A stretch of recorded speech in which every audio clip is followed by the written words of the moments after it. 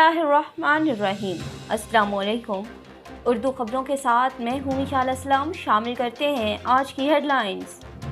वज़ीर आज़म इमरान खान 4 दिन के दौरे पर चीन रवाना हो गए। चीनी सदर वज़ीर आज़म ताजों से मुलाकातें तय पा गईं।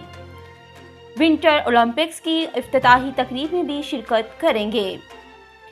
चीनी सदर 2 साल बाद आलमी रहनुमा से मुलाकात करेंगे। फवाद चौधरी का कहना है कि 2 तरफा ताल्लुकात की वस्त में मजीद इजाफा होगा। चीन से अफगानिस्तान की सूरत हाल पर भी बात होगी। मुआइद यूसुफ। शौकत तरीन कहते हैं दौरा चीन मुआशरत के हवाले से भी अहम है। चीन से कहेंगे अपनी सनत को पाकिस्तान लाएं। उम्मीद है चीन की पाकिस्तान में सरमायाकारी में इजाफा होगा। असद उमर।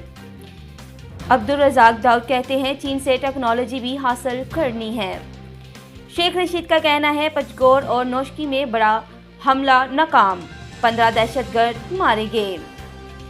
हमलों को अजीम अफवाज ने नाकाम बना दिया। हमलों के मास्टरमाइंड्स को छुपने की जगह नहीं मिली। मुआइद यूसुफ।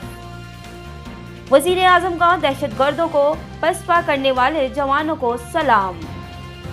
वज़ीर आज़म बेल आउट पैकेज के सख्त मुखालिफ रहे शौकत तरीन। फर्क हबीब कहते हैं नवाज शरीफ की मेडिकल रिपोर्ट नहीं, डॉक्टर का ज़ाती बयान है।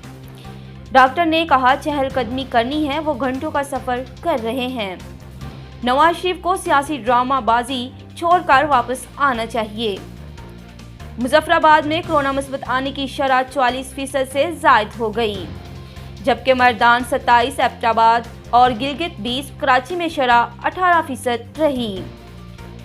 मौसर और फाल बल्दियाती निज़ाम तरक्की का ज़ामन है। वज़ीर आज़म इमरान खान कहते हैं बल्दियाती इख्तियारात दे देंगे तो हम क्या करेंगे। वसीम अख्तर का कहना है कि हमारी दरख्वास्त है हसुप्रीम कोर्ट के फैसले पर अमल करें।